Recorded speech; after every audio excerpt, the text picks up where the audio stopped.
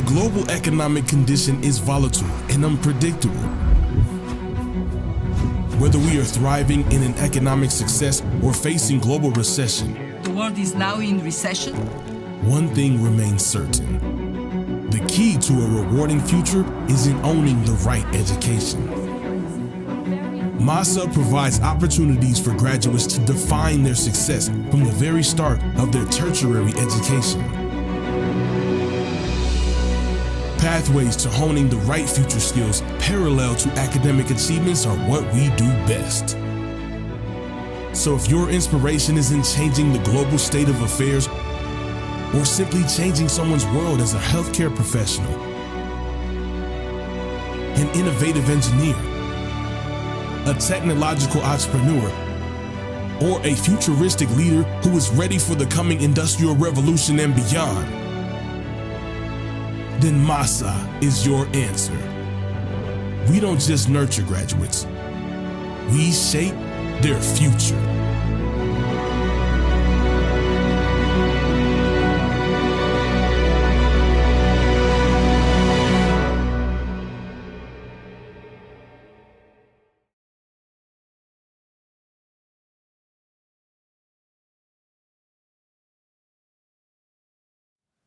Hi, good morning and welcome to yet another weekend where we're going to have some casual conversation about life and research and career and how you can actually plan for yourself to get better in your career or plan for the future. I'm going to start with a quote from a movie, Forrest Gump, where Tom Hanks, the lead actor, says in the beginning of the movie, my mama said that life is like a box of chocolates. You don't know what you're getting. But yes, that's what life is all about. It's like a box of chocolates. It's full of surprises. And when I say surprises, it could be sweet surprises or even bitter surprises. Like how we've had life this past 1 year during the COVID pandemic. Many people have lost jobs, many companies have crumbled, and many entrepreneurs have had to close their businesses. At this point in time, you as students need to plan in such a way that in the next couple of years, you choose a suitable career option that is going to make sure that you have a good career growth over the next 5 or 10 years. So what would you do to make sure this happens at a time when everything is crumbling down, at a time when people don't know if they're going to have jobs, suitable industries are going to exist, and which field they should choose? This is where you need to follow the 3-step process of conceive, believe, and achieve. So what I'm going to talk to you today is something very random on how you're going to conceive, believe, and achieve your thoughts, your dreams, your goals, your ambitions. And this holds true not only in career, but also in life, in love, in war, in friendship, and in almost everything that you do. So when you plan for something that you want for your future, plan to conceive an idea or a thought or a dream, and then believe in the idea and make sure that you do it and make sure that you take steps to do it. It's no use just dreaming of something. It's no use dreaming of a lavish house. I have a wonderful house with a big garden and with a nice place to park 3 cars, and one of those cars is a Rolls Royce, one is a Ferrari, and the third is another expensive car, and I just can't keep dreaming and not making it happen. I have to believe in what happens. For that I need to work, and that requires your motivation and determination, and then you achieve what you want to do. So for those of you who are in your secondary education, moving on to a graduation would require you to choose a subject which involves a certain amount of research, because research is what is going to keep you in the top rung of the ladder when you get a job, when you apply for a job tomorrow.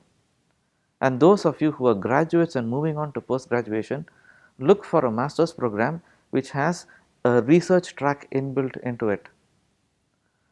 You have 3 options of master's programs: master's by coursework, mixed mode where there's coursework and research, and purely by research. make sure that you choose the track that is going to spiral you forward in your career. And for those of you who've already done your masters and moving on to your PhD, look for a suitable opportunity where your PhD is predominantly research and minimal coursework. So it would actually help you to generate 2 or 3 journal paper publications by the time you finish your PhD work and you're marketable already. So in the process of conceiving, first you conceive an idea that you want to do your masters for bachelor students or PhD for master students by research. For this, you will actually start having to choose a suitable career uh, university to see which courses are offered. For those of you in the science field and health science field, this is the best time for you to go for a master's or PhD by research, because almost everything revolves around diseases and the pandemic and recovery from the pandemic. And in such cases, you can choose a health science topic, something to do with research on a global scale or research at a national level. These aspects will never go wrong if you choose these kind of research topics.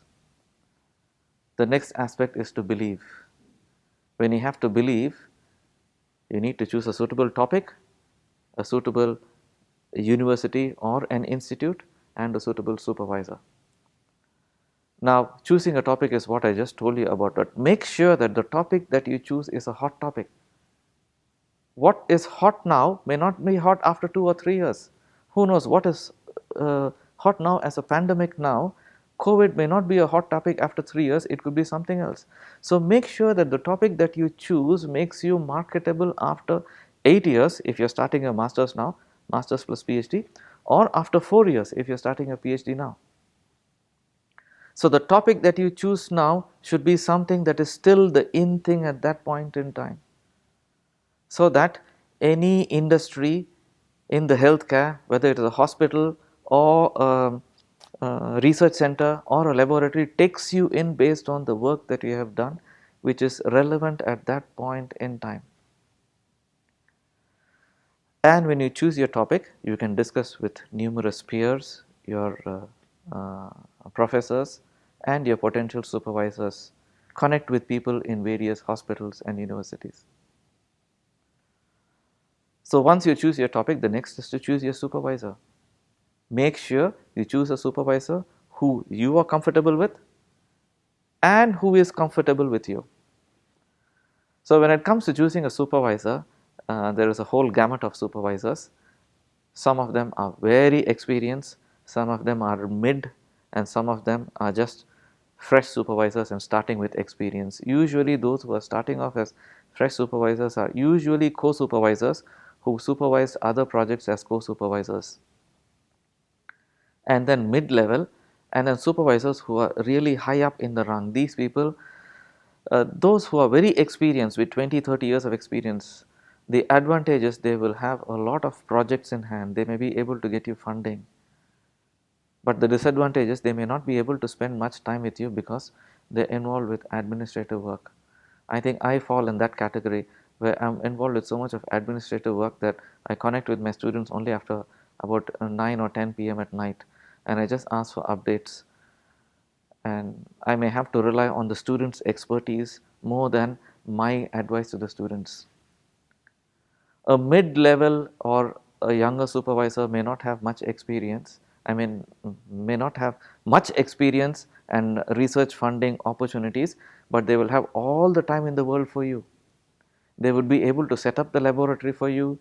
They would be able to link up with other sources. They would be able to sit with you, go through the references and tell you what is right and what is wrong. So I wouldn't actually persuade you or dissuade you against any kind of supervisor. Choose the person you feel who is more comfortable with. And then once you choose your topic and your supervisor, you are already on your pathway to achieve. You do your actual research work. Your research work may be for a couple of years or even 3 or 4 years. Make sure you focus on your research work.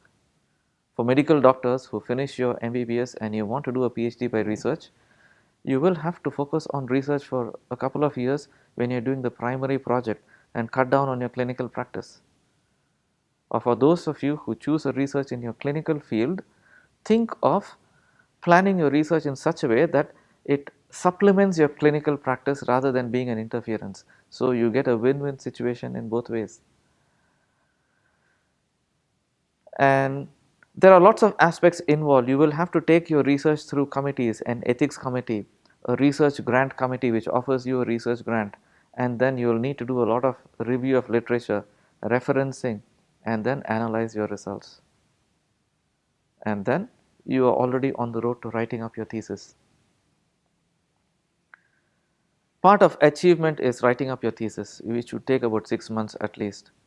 And while writing up your thesis, you will also have to start contacting people and building up your resume and CV in your endeavor to apply for a job. Now, as to applying for a job, preparing a CV and brandishing yourself with a weapon to make sure that people see you as a successful new candidate is a talk for another day. But right now, what you need to do is finish your thesis, and when you submit it, get prepared for a viva. Your viva defense is the ultimate where you defend your research work that you do. And when you do it, you are the most knowledgeable person in that field, even more knowledgeable than your supervisor, because you have done the maximum work. Your supervisor has just supported you. So, in your life after your graduation, your post-graduation and your PhD involves 3 aspects: conceiving, believing, and achieving. This includes starting from how you plan to do a research to how you execute it and how you finish it and write a thesis. Now, all this is something which is going to help you to make you a stronger weapon in an industry where people without research are competing for higher positions. When you have a research experience, when you have a research degree, it is going to give you a definite edge over the others. So, I hope this talk has really helped you and inspired you to take on something in terms of a research based program which will help you in future. Now, there are 2 things which no supervisor would tell you, that is, one is motivation and the second is determination. In the beginning of every program, you need to be motivated, you need motivation, that is what is going to pull you through. But motivation isn't lasting, it stops at a particular point. Beyond that, determination takes over.